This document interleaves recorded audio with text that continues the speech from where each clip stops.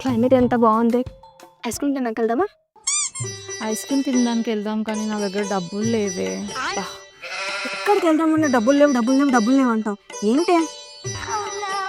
నిజంగానే డబ్బులు లేవే. నిజంగానే డబ్బులు లేవే, కావాలంటే చూసుకో.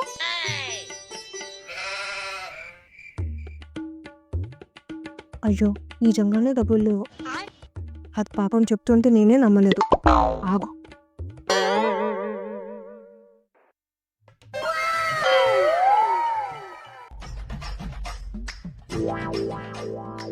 ఇదిగో నీ డబ్బులు ఉన్నాయి కదా. అవునే, ఇవి మా మమ్మీ బ్యాంక్లో కట్టమని ఇచ్చింది. నేను ఇప్పుడు బ్యాంకే వెళ్తున్నాను.